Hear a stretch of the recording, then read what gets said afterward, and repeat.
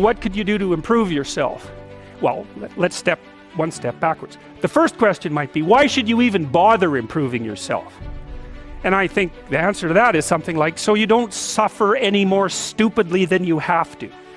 And maybe so others don't have to either. It's something like that. You know, like there's a real injunction at the bottom of it. It's not some casual self-help doctrine. It's that if you don't organize yourself properly, you'll pay for it, and in a big way, and so will the people around you. Now, and you could say, well, I don't care about that, but that's actually not true. You actually do care about that, because if you're in pain, you will care about it. And so you do care about it, even if it's just that negative way, you know. It's very rare that you can find someone who's in excruciating pain who would ever say, well, it would be no better if I was out of this. Sort of pain is one of those things that brings the idea that it would be better if it didn't exist along with it. It's incontrovertible. So you get your act together so that there isn't any more stupid pain around you than necessary. Well, so then the question might be, well, how would you go about getting your act together? And the answer to that, and this is a phenomenological idea too, it's something like, look around for something that bothers you and see if you can fix it. So now you think, well, let's say you go into you can do this in a room. It's quite fun to do it just when you're sitting in a room, like a room, maybe your bedroom. You can sit there and just sort of meditate on it and think, okay, if I wanted to spend 10 minutes making this room better, what would I have to do? And you have to ask yourself that, right? It's not a command, it's like a genuine question. And things will pop out in the room that you like, there's a stack of papers over there that's kind of bugging you, and you know that maybe little order there would be a good thing, and there's some rubbish behind your computer monitor that you haven't attended to for like 6 months, and the room would be slightly better if it was a little less dusty and the cables weren't all tangled up the same way. And like, if you allow yourself just to consider the expanse in which you exist at that moment, there'll be all sorts of things that'll pop out in it that you could just fix.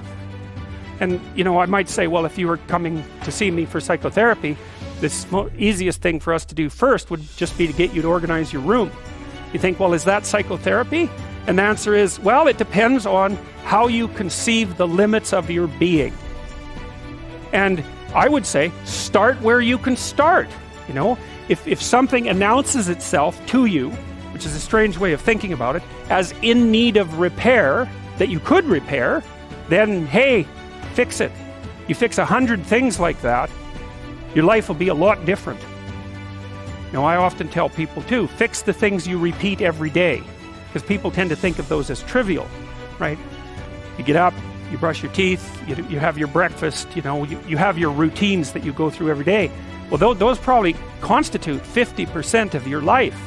And people think, well, they're mundane, I don't need to pay attention to them. It's like, no, that's exactly wrong. The things you do every day, those are the most important things you do. Hands down. All you have to do is do the arithmetic. You figure it out right away. So 100 adjustments to your broader domain of being, and there's a lot less rubbish around, and a lot fewer traps for you to step into. And so that's in keeping with Jung's idea about erasing once you've got your mind and your emotions together, and once you're acting that out, then you can extend what you're willing to consider yourself and start fixing up the things that are part of your broader extent. Now, sometimes you don't know how to do that. So you might say, imagine you're walking down Bloor Street and there's this guy who's like alcoholic and schizophrenic and has been on the streets for 10 years. He sort of stumbles towards you and, incoherently mutters something. That's a problem. And it would be good if you could fix it, but you haven't got a clue about how to fix that.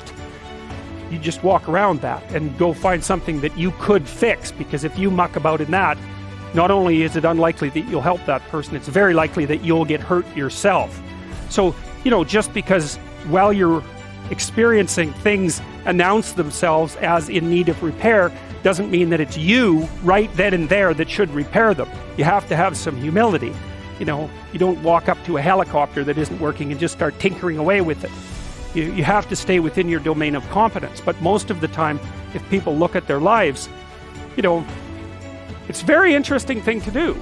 I like the idea of the room, because you can do that at the drop of a hat. Go back to where you live and sit down and think, okay, I'm going to make this place better for half an hour. What should I do? You have to ask, and things will just pop up like mad. And it's partly because your mind is a very strange thing. As soon as you give it an aim, a genuine aim, it'll reconfigure the world in keeping with that aim. That's actually how you see to begin with. And so if you set it a task, especially, you have to be genuine about it, which is why you have to bring your thoughts and emotions together, and then you have to get them in your body so you're acting consistently. You have to be genuine about the aim, but once you aim, the world will reconfigure itself around that aim, which is very strange. And it's technically true. You know, the best example of that, you have all seen this video where you watch the basketballs being tossed back and forth between members of the white team versus the black team, and while you're doing that, a gorilla walks up into the middle of the video and you don't see it. It's like, you know, if you thought about that experiment for about 5 years, that would be about the right amount of time to spend thinking about it, because what it shows you is that you see what you aim at. And that, man, if you can get one thing through your head as a consequence of even being in university, that would be a good one. You see what you aim at. And so, because one inference you might draw from that is, be careful what you aim at, right? What you aim at determines the way the world manifests itself to you.